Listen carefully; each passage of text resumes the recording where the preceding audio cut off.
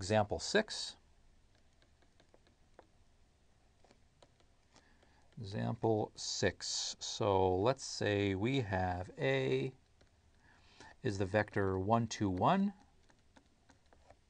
and let's say B is the vector 1, 4, 1, 1, 4, 1. Okay, let's go ahead and draw this out just for the heck of it. So we've got this vector here. Let's call that one B. Let's call that one A. So this is vector A. This is vector B.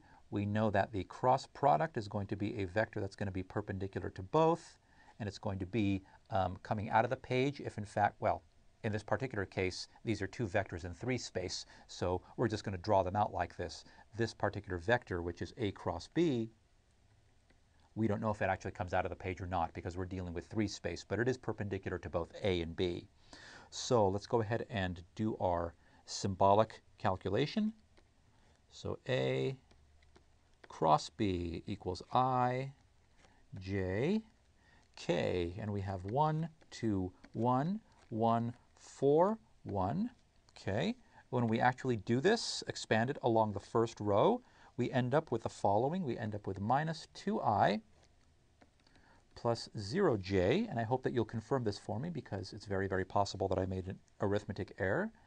And in terms of regular coordinates, it is 2, 0, 2. So that's our vector. The vector itself is 2, 0, 2. And now let's go ahead and find its norm. So the norm of A cross B, well, it's equal to 2 squared plus 0 squared plus 2 squared, all under the radical, and that equals radical 8. So the length of this vector is radical 8. Its direction is perpendicular to both vectors. It is a vector. It has a magnitude and it has a direction. The dot product was a scalar product. It's only a magnitude. It's only a number. Okay, so let's go ahead and find the angle between those two vectors. So the norm of A is equal to radical 6 because it is 1 squared plus 2 squared plus 1 squared. And the norm of B is equal to radical 18, right? 1 squared plus 4 squared plus 1 squared. So now we have the sine of theta equals, I'm going to rearrange that formula, equals A cross B.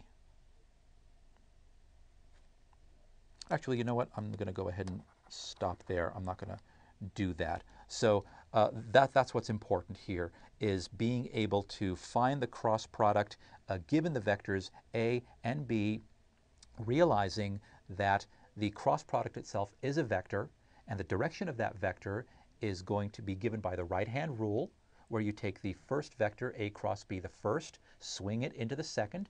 The direction that the thumb is pointing, that's the direction.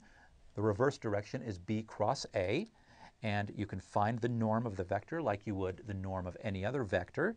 And it also turns out, if I draw a little parallelogram, complete the parallelogram for the vectors A and B, so this particular parallelogram that is spanned by the vectors A and B, that actually happens, this cross product, the magnitude of the cross product happens to be the area of that parallelogram. And of course, we'll talk more about that next time when we discuss surface area and things like that.